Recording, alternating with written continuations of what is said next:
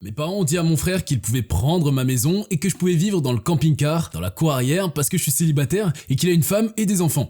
Je préviens tout le monde que ce texte va être très long. Je ne me soucie pas non plus de savoir qui croit cela. C'est tellement fou que je n'en veux pas à ceux qui disent que c'est faux. Je n'en discuterai pas, mais cela m'est arrivé. Je me fiche aussi de savoir si quelqu'un de ma famille a vu ça. Je ne vais rien édulcorer, mais je ne vais pas non plus révéler des détails qui permettraient à quelqu'un qui ne me connaît pas déjà de savoir qui je suis. Je suis un homme célibataire d'une trentaine d'années. J'ai un frère qui a 29 ans et qui a déjà 4 enfants. Il a eu son premier enfant à 22 ans. Le deuxième a suivi 1 an plus tard. Puis le troisième 2 ans plus tard. Et le quatrième est le plus récent, né il y a quelques mois. Sa femme, ma belle-sœur, et moi ne nous entendions pas, car elle aime toujours essayer de m'énerver en se montrant supérieure. Elle se transforme ensuite en une reine du drame qui s'auto-victimise à l'extrême si je me venge d'elle de quelque manière que ce soit. Elle peut pleurer en un instant et se montrer très convaincante pour attirer la sympathie de n'importe qui. Mes parents et mon frère l'adorent, même s'ils savent exactement comment elle est et qu'ils s'en moquent. Elle est très belle, je la reconnais, mais elle est tellement horrible que je ne pourrai jamais être attiré par elle. Elle refuse également de trouver un emploi, même si elle a un diplôme universitaire et que ma mère aide volontiers à s'occuper des enfants toute la journée. Leurs finances dépendent donc entièrement de mon frère. Cela signifie également qu'ils ne peuvent pas se permettre de vivre ailleurs que dans la maison de mes parents. Et l'intimité est un peu un problème lorsqu'ils vivent tous sous le même toit, dans une maison de 3 chambres construite dans les années 60. En grandissant, mon frère cadet était aussi le favori évident. Nous avons 3 ans de différence d'âge, mais il a développé un complexe de supériorité parce que j'étais sévèrement puni si je ripostais à ses pitreries de quelque manière que ce soit à l'époque. Il était évident que mes parents se souciaient beaucoup plus de lui car il se taillait la part du lion dans tout ce qu'il faisait, à moins que les gens ne les interpellent à ce sujet. Ce qui arrivait souvent aux autres membres de la famille. C'est la raison pour laquelle mes parents nous ont tous emballés et nous ont installés à environ 150 km d'eux, de sorte qu'ils ne nous voyaient généralement que pendant les vacances, puisqu'il y avait 3 heures de route à parcourir. Mon frère a été physiquement violent envers moi à plusieurs reprises, a flirté sans relâche avec ma première petite amie au point qu'elle a rompu avec moi et s'est moqué de tous mes malheurs. Et mes parents me disaient simplement de me calmer chaque fois que j'étais contrarié. Je ne bénéficiais d'un traitement équitable que lorsque mes parents voulaient sauver les apparences. J'avoue que c'était assez drôle de voir la tête qu'ils faisaient lorsqu'ils devaient me traiter sur un pied d'égalité avec mon frère pour les anniversaires et les fêtes de Noël, parce que d'autres personnes étaient présentes. Nous avions des parents qui étaient très curieux et qui aimaient les ragots. Mes parents ont donc fait de leur mieux pour cacher ce qui se passait réellement et ont menacé de me retirer toutes mes affaires si je ne me taisais pas. En fait, mes parents se sont encore plus réjouis lorsque j'ai eu 18 ans et que j'ai déménagé, car cela signifiait qu'ils n'avaient plus à subvenir à mes besoins. Je n'avais même pas fini le lycée quand j'ai déménagé, mais le coach surfing était bien mieux que de vivre avec eux. Depuis que j'ai quitté la maison, je n'ai plus eu de contact avec eux. Ils ne se sont même pas présentés à ma remise de diplôme de fin d'études secondaires. Mais je m'en moquais. À partir de ce moment-là, je ne voyais généralement mes parents et mon frère que pendant les vacances, comme le reste de la famille. La pandémie de début 2020 n'a pas été tendre avec moi. J'ai perdu mon emploi et je n'ai pas pu renouveler le bail de mon appartement parce que mon colocataire avait lui aussi perdu son emploi et qu'aucun de nous deux ne pouvait se payer l'appartement avec l'argent du chômage. C'était un appartement loué de 2 chambres que j'aimais beaucoup. Alors que le bail prenait fin, mon colocataire est parti plus tôt que prévu pour retourner vivre chez ses parents. Et j'ai dû vendre presque toutes mes affaires parce que j'allais bientôt me retrouver à la rue si je ne réduisais pas mes effectifs à l'extrême. Je n'aurais vraiment pas dû louer un appartement aussi cher. Mais j'aimais vivre la grande vie, jusqu'à ce que cette vie ne soit pas tendre avec moi. J'ai alors réalisé que j'aurais dû vivre dans un endroit beaucoup moins cher pour pouvoir économiser plus d'argent. Mais j'avais un plan. J'ai un camion. Simplement parce que j'ai toujours aimé les camions. J'ai donc trouvé un camping-car de 1000 $ en bon état et je l'ai installé sur mon camion pour pouvoir y vivre pendant un certain temps. C'était censé être temporaire, mais j'ai fini par y vivre bien plus longtemps que je ne l'avais imaginé. À l'origine, j'espérais pouvoir vivre dans le camping-car dans la maison de mes parents, où mon frère et sa famille habitent toujours. Mais lorsque j'ai demandé à mes parents de me laisser rester quelques temps, ils m'ont dit que leur maison était pleine et qu'ils ne voulaient pas de moi. De plus, nous ne nous étions pas vraiment entendus au cours des 10 dernières années. Ils m'ont dit qu'ils n'accepteraient de me laisser garer mon camping-car que si je leur payais à peu près ce que coûterait la location d'un appartement dans mon quartier. C'était beaucoup trop cher, juste pour garer mon camping-car. J'étais sans emploi et j'essayais d'économiser le maximum de mon allocation chômage jusqu'à ce que je trouve un nouvel emploi. Je pourrais tout aussi bien vivre dans un appartement avec le prix du loyer qu'ils demandaient. Mes parents ont qualifié mon camping-car d'horreur et m'ont dit d'aller me faire voir puisque nous n'arrivions pas à nous mettre d'accord. Quant à ma belle-sœur, elle trouvait absolument hilarant que je doive vivre dans un camping-car. Mon frère s'est joint à elle pour me montrer du doigt et se moquer de moi tout en me traitant de clochard. J'ai garé mon camion camping-car sur le parking d'un magasin pour dormir la première nuit où je n'avais nulle part où aller. J'avais une peur bleue que quelqu'un essaie d'entrer par effraction. Autant dire que je n'ai pas bien dormi cette nuit-là. Je n'avais nulle part où aller car les autres membres de ma famille qui possédaient une maison étaient assez éloignés et tous mes amis vivaient en appartement. De plus, j'étais très attaché à mon quartier. Je ne voulais donc pas partir. J'avais également fait suivre mon courrier à l'appartement d'un ami. C'était le seul moyen pour moi de recevoir mon courrier. Il était assez difficile de trouver un emploi stable pour se garer. J'ai cherché à trouver un emploi similaire au mien. J'ai vécu comme au camping pendant des mois. Pendant cette période, j'ai dû faire face à beaucoup de choses. Des mendiants aux toxicomanes, en passant par les gens qui me demandaient de partir parce que mon camping-car était une horreur. À un moment donné, quelqu'un qui m'a dit de déménager a prétendu faire partie d'une association de propriétaires. Je n'étais même pas garé dans une rue avec des maisons. Lorsque j'ai demandé quelle association, la personne est devenue incroyablement belliqueuse et m'a menacé. J'ai quand même déplacé mon camping-car pour éviter les ennuis. Afin d'avoir un approvisionnement régulier en électricité, j'ai appris à utiliser une longue rallonge pour me brancher partout où je le pouvais afin de recharger les batteries de mon camping-car. Cela signifiait que je devais me faufiler et me brancher sur une prise extérieure d'un bâtiment quelconque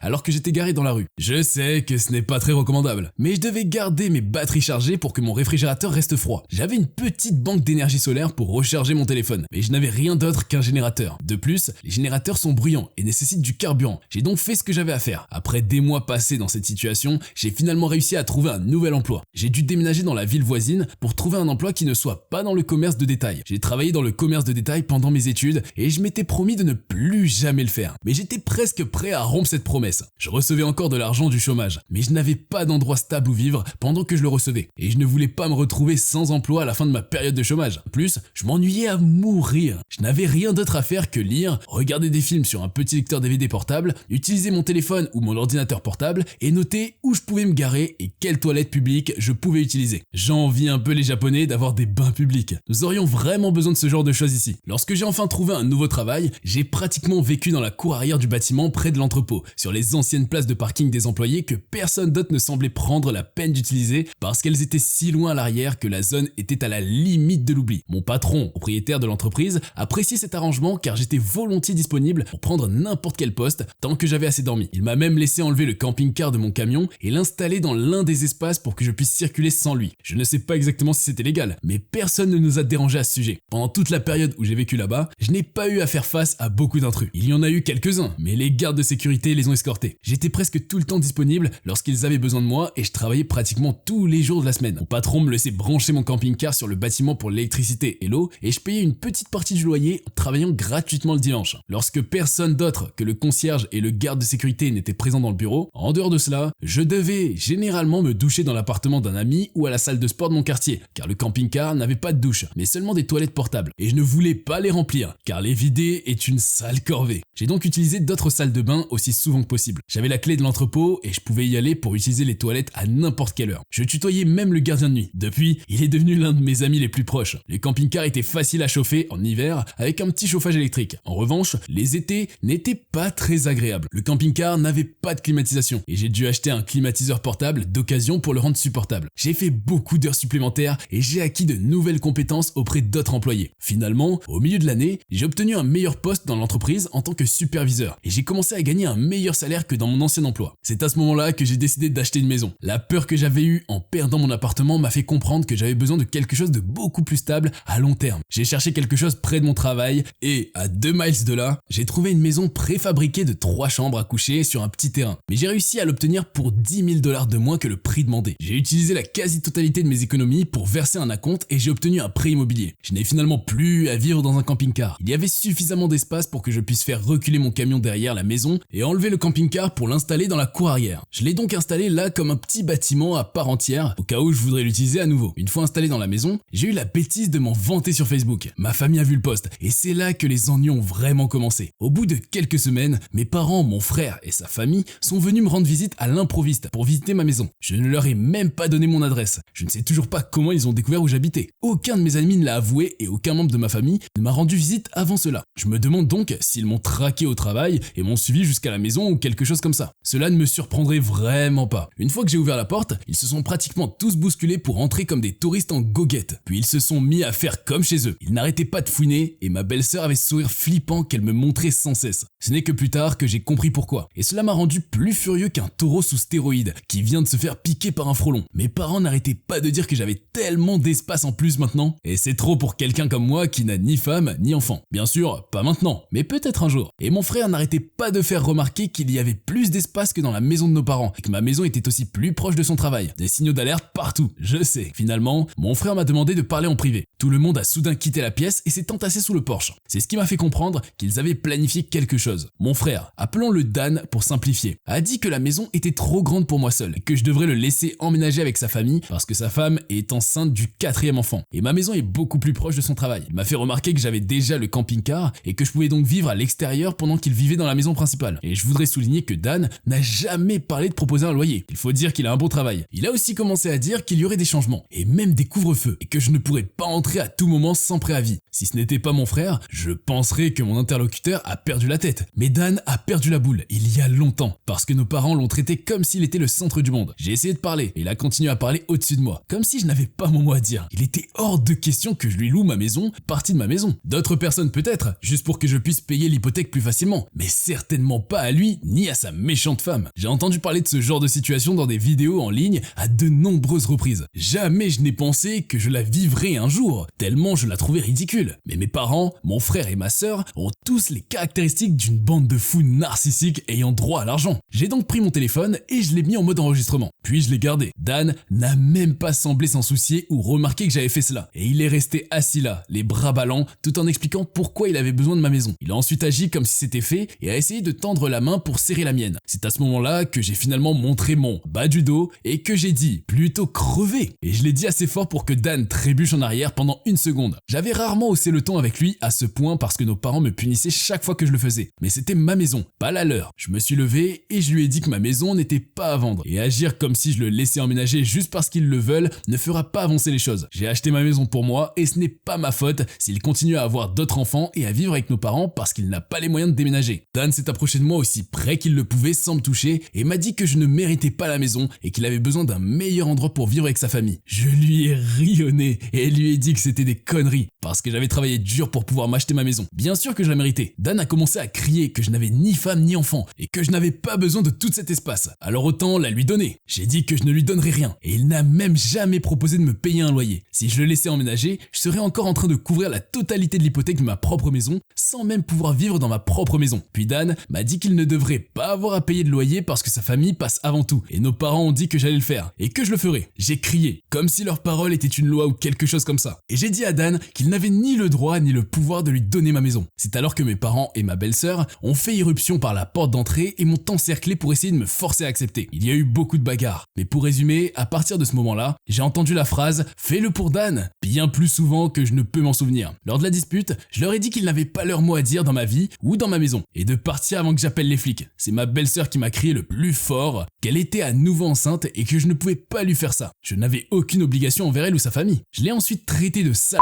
coincé qui n'a jamais eu de respect pour moi. Je me fiche donc de ce qu'elle pense ou du nombre d'enfants qu'elle a. Je n'ai aucune sympathie pour elle. Elle ne vivra pas dans ma maison. Cela l'a suffisamment mise en colère pour qu'elle m'attaque. Elle m'a donné un bon coup au visage et a essayé d'en donner d'autres. Mais mon frère l'a retenue en lui donnant des coups de pied et en criant. Elle exigeait qu'il la lâche pour pouvoir m'arracher les yeux. Le téléphone que je tenais a presque tout enregistré. Je l'ai donc brandi et j'ai dit que j'allais appeler la police s'il ne partait pas tout de suite. Mes parents ont dit à Dan qu'il partait. Puis ma mère m'a dit que j'avais une semaine pour reprendre mes esprits. Je lui ai dit que je ne le ferais pas et que je ne reviendrai pas. Puis j'ai dit à ma belle-sœur que mon téléphone avait tout enregistré et que si elle tentait quoi que ce soit, je porterais plainte pour agression. Elle m'a crié dessus et est sortie en pleurant bruyamment, le visage dans les mains. Ma mère a été la dernière à sortir et m'a dit que je ferais mieux de faire ça pour Dan et ma belle-sœur. Je lui ai répondu que je ne le ferais pas. Abonnez-vous pour retrouver d'autres histoires comme celle-là tous les jours et n'oubliez pas d'activer la cloche.